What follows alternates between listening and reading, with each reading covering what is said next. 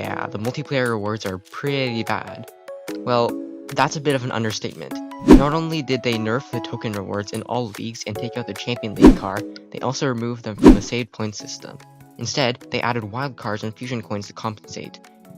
We wanted a better way to get these things, but not at the cost of our other rewards. I'd rather have the old rewards, and I know many others in the community would agree. If you want to skip to where I explain why this probably won't be a good business decision, here's the timestamp. Otherwise, I'm just going to start talking about why I think the rewards are terrible. I don't think I really need to explain, but here we go.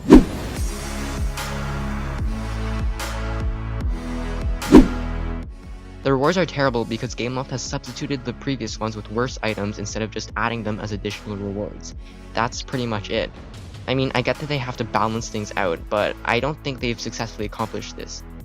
To start off, let's take a look at the League rewards. In Champion League, you only get 375 tokens, instead of 1,000. That's like a full 62.5% decrease. Even if you're in Elite League, you'll still only get for 500. For being the top 100 players. It's even worse in lower leagues too. The reasoning for this is probably because they added fusion coins and wildcards, but like, still, do you really think that the 625 tokens we could have had is equivalent to some wildcards and 125,000 fusion coins in Champion League? Really? With a full 1,000 tokens, you could save up for a king of the game, like the Centenario. Now it'll take you much longer. May I remind you that this is a mobile game? I'm sure that there are many people who will keep playing despite whatever changes Gameloft makes, but Gameloft, you're losing your player base. This is the last straw. There's nothing else that's worth doing in this game, but I mean, I'll talk about that later. But you're ignoring the fusion coins and wildcards. You can't just focus on the tokens. No, I think I can. But sure, let's talk about the compensation, starting with the fusion coins.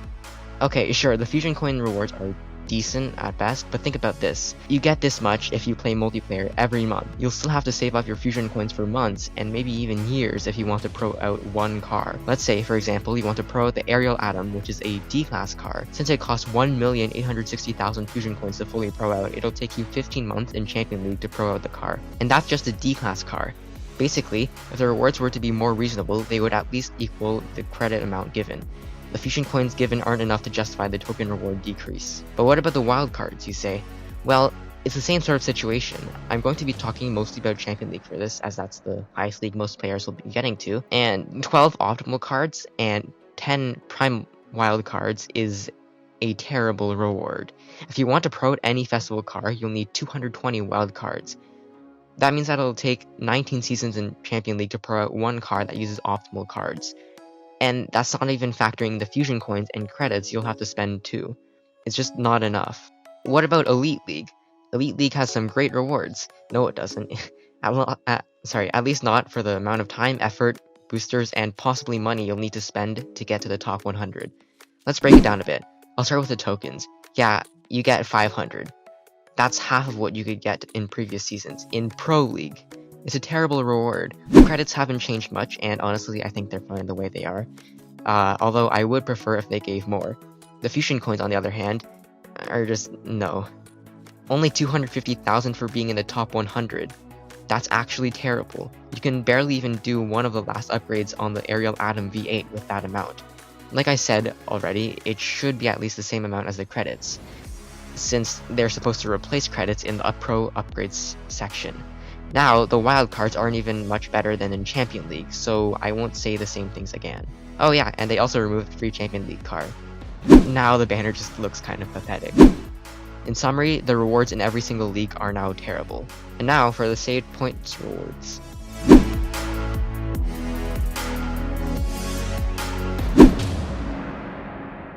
Man, I don't even know where to start. What I'm most angry about is the removal of the tokens. Just why? Now the only place we can reliably get a decent amount of tokens is, like, the TLEs? I don't think I have to explain this anymore. This just isn't a cool move on Gameloft's part, and I don't think there's a single good reason for this. Unless you think that pure blatant greed is a good reason. But what about the fusion coins? If you look at the rewards as a whole and ignore the effort you have to put in to get the fusion coins, then yes, there is a decent amount of fusion coins available through saving points. But a large chunk of those fusion coins are only available if you save tens of thousands of points. For example, if you save 19,000 points, you'll receive 75,000 fusion coins. That's a terrible reward considering the monumental amount of time, skill, and effort you'll need to put in to get there. What can you realistically do with 75,000 fusion coins anyway? Like pro out less than a 24th of the Aerial Atom V8? Are you kidding me? My point is, if you haven't already figured it out, that the fusion coins from the point saving system are terrible. There are also boosters. It just seems like Gameloft's mocking us with these rewards. Until 2.2 thousand points saved, you can only get 5-minute boosters. Let's just do some quick calculations to see how many boosters a player would need to save that many points. Let's say that, for the sake of argument, this player has a great car and wins every single race. That's 50 points per race. Now, let's divide 2.2 thousand points by 50.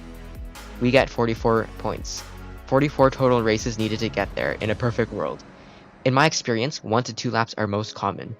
Therefore, let's say that each race takes around 5 minutes to finish, including the waiting in the lobbies. If we multiply 44 by 5, we get 220 total minutes needed to get to 2.2 thousand points saved. Now, I don't think the couple of 5-minute boosters you get justify the 220 total minutes needed, and my calculations are only in a perfect world where you win every single race. It could be faster if you risk points, but my point still stands.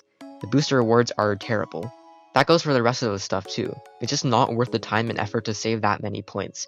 Even the older rewards were better, and those were already pretty bad. Now, some people don't think it's all that bad. Gameloft added free D-class upgrades as rewards. However, I beg to differ. Here's why. Number 1, D-class upgrades aren't actually that useful. The best use for free upgrades is for token-only upgrades, like on the Acura NSX GT3 Evo. However, there aren't any D-class cars that have token-only upgrades. Token-only upgrades are mainly for higher-ranked cars. Thus, the usage of D-class upgrades is much less. Number 2, there aren't many given. It's similar to what I've said already for the boosters, so I'm not going to repeat it again. And finally, most of the upgrades given are limited to certain upgrade types, such as nitro or acceleration.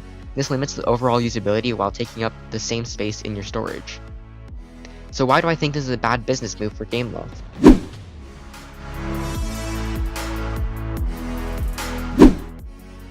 Well, it's pretty simple really, but to explain it better, I'll have to go a bit more in depth. The first thing that we have to consider is what Gameloft is trying to do with Asphalt 8 right now. A while back, someone at Gameloft said that they were trying to make the game more focused on multiplayer.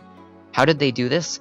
Well, it's pretty obvious. They made everything else worse so that the only thing worth your time would be multiplayer.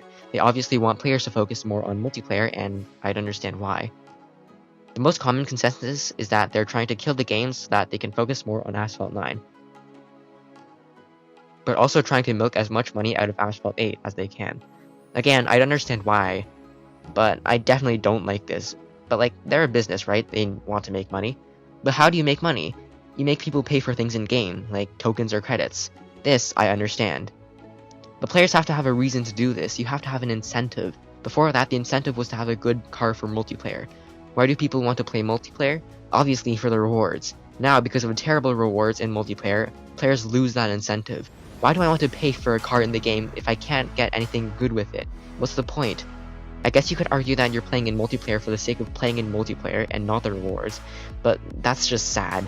This isn't just scummy anymore. It no longer makes sense from a business perspective. It's as simple as if the players have a reason to pay, they'll give you money. If they don't, then you won't earn as much money. This also just looks bad. I know many people in the community, like me, will still get to Champion League and maybe even Elite League, but I know for a fact that the amount of players in lobbies will drop.